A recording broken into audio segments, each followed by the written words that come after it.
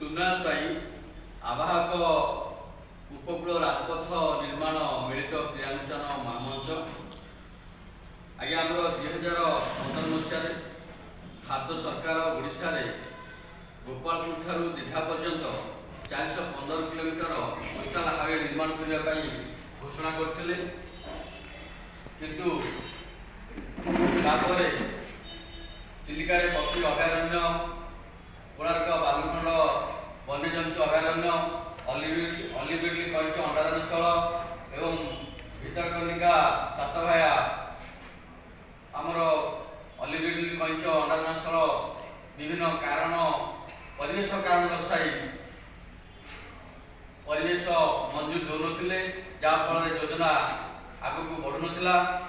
ଆମ୍ଭେ ଏନେଇ ଉଭୟ କେନ୍ଦ୍ର ସରକାର ରାଜ୍ୟ ସରକାରଙ୍କ ଠାରେ ଦୀର୍ଘ 3 ବର୍ଷ ଧରି ବିଭିନ୍ନ ଧାରଣା ଆନ୍ଦୋଳନ ପଦଯାତ୍ରା ଅନଶନ କଲା ପରେ ବର୍ତ୍ତମାନ କେନ୍ଦ୍ର ସରକାରଙ୍କ ପରିବେଶ ବିଭାଗ କେବଳ ଖୋର୍ଦ୍ଧା ଜିଲ୍ଲା ଟାଙ୍ଗୀଠାରୁ ବ୍ରହ୍ମଗିରି ଦେଇ ଆମର କୋଣାର୍କ ବାଲୁଖଣ୍ଡ ଦେଇ ରତନପୁର ଦେଇ ଦୀଘା ପର୍ଯ୍ୟନ୍ତ ଉପକୂଳ ରାଜପଥ ନିର୍ମାଣ କରିବାକୁ କେନ୍ଦ୍ର ପରିବେଶ ବିଭାଗ ମଞ୍ଜୁରୀ ଦେଇଛନ୍ତି। କିନ୍ତୁ ପୂର୍ବରୁ ଯେଉଁ ନକ୍ସା ହେଇଥିଲା ଗୋପାଳପୁର ଠାରୁ ସାତପଡ଼ା ଦେଇ ଦୀଘା ପର୍ଯ୍ୟନ୍ତ ନିର୍ମାଣ ହେବା ପାଇଁ ତାକୁ ପରିବର୍ତ୍ତନ କରି ଗୋପାଳପୁର ଠାରୁ ସାତପଡ଼ା ପର୍ଯ୍ୟନ୍ତ ପ୍ରକଳ୍ପକୁ ମଞ୍ଜୁରୀ ଦେଇନାହାନ୍ତି, ବାଦ ଦେଇଛନ୍ତି। ଆମ୍ଭେ ଯେଉଁ କୃଷ୍ଣପ୍ରସାଦବାସୀ ଉପାନ୍ତ ଅଞ୍ଚଳରେ ରହୁଛୁ, ବିଚ୍ଛିନ୍ନ ଅଞ୍ଚଳରେ ରହୁଛୁ, ଆମର ଅନେକ ଅଞ୍ଚଳ ରାଜହଂସ ମହିଷାବରପୁର କୃଷ୍ଣପ୍ରସାଦର ଅନେକ ଅଞ୍ଚଳ ଦ୍ୱୀପାଞ୍ଚଳ ଭିତରେ ରହୁଛି। ଗମନାଗମନ ପରିବହନ ସୁବିଧା ନାହିଁ।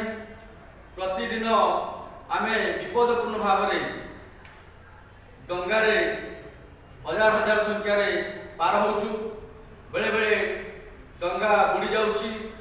ବନ୍ୟା, ବାତ୍ୟା, ଝଡ଼ ତୋଫାନ ସମୟରେ ବହୁ ଲୋକ ଡଙ୍ଗାରେ ଆସିବା ସମୟରେ ଡଙ୍ଗା ବୁଡ଼ିବା ଦ୍ୱାରା ମଧ୍ୟ ଜୀବନହାନି ଘଟୁଛି।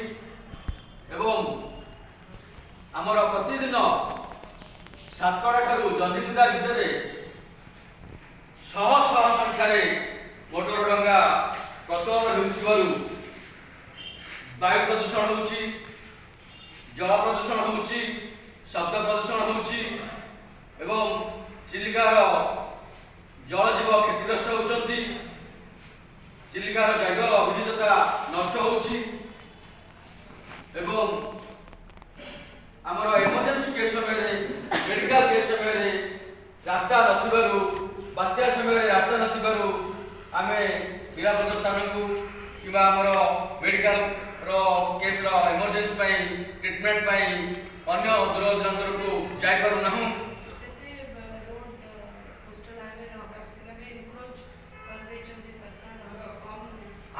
ବର୍ତ୍ତମାନ ଯେଉଁ ଆଗରୁ ଯେଉଁ ନକ୍ସା ତିଆରି ହୋଇଥିଲା 415 କିଲୋମିଟର, ତାକୁ ରେଡ୍ୟୁସ୍ କରିଦେଇଛନ୍ତି। ଆମର ଗୋପାଳପୁର ଠାରୁ ସାତପଡ଼ାକୁ ବାଦ ଦେଇଛନ୍ତି। ଅର୍ଥାତ୍ ଖୋର୍ଦ୍ଧା ଜିଲ୍ଲା ଟାଙ୍ଗୀ ଗ୍ରୀନଲ୍ୟାଣ୍ଡ ଦେଇକି ସେମାନେ ବ୍ରହ୍ମଗିରି ଦେଇକି ଦୀଘା ପର୍ଯ୍ୟନ୍ତ ନେବା ପାଇଁକା ଏବେ ରିସେଣ୍ଟଲି ପରିବେଶ ମଞ୍ଜୁରୀ ଦେଇଛି।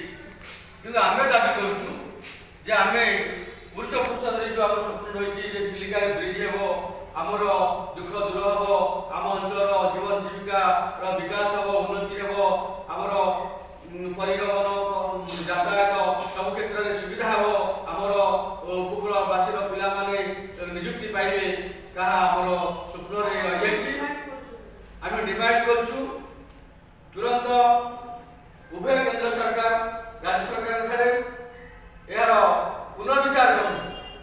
ଓଡ଼ିଶାରେ ଆମ କୃଷ୍ଣପ୍ରସାଦରେ ବିଶେଷ କରି କୃଷ୍ଣପ୍ରସାଦ ସାତପଡ଼ା ଠାରୁ ଜନ୍ଦିଗୁଦା ଭିତରେ ବ୍ରିଜ୍ ନିର୍ମାଣ କରି ଆମର ଗୋପାଳପୁର ଠାରୁ କିମ୍ବା ପାଲୁର ଠାରୁ ଉପକୂଳ ରାଜପଥ ନିର୍ମାଣ କରି ସାତପଡ଼ା ଦେଇ ଦୀଘା ପାଖରେ ପହଞ୍ଚିବା ପାଇଁ ପରିବେଶ ମଞ୍ଜୁର ଦେବା ପାଇଁ ସମସ୍ତ ପ୍ରକାର ପଦକ୍ଷେପ ନିଅନ୍ତୁ ଏବଂ ଉଭୟ ରାଜ୍ୟ ସରକାର ଏବଂ କେନ୍ଦ୍ର ସରକାର ମିଳିତ ଉଦ୍ୟମ ସହଯୋଗ କରି କିଭଳି ଚିଲିକାରେ ବ୍ରିଜ୍ ନିର୍ମାଣ ହେବ ସବୁ ପ୍ରକାର ଉଦ୍ୟମ କରନ୍ତୁ। ସେଥିପାଇଁ ଆମେ ଦାବି କରୁଛୁ ଯଦି ସରକାର ଆସନ୍ତା ଆଗାମୀ ଫେବୃଆରୀ 15 ତାରିଖ ସୁଦ୍ଧା ଉଭୟ ସରକାର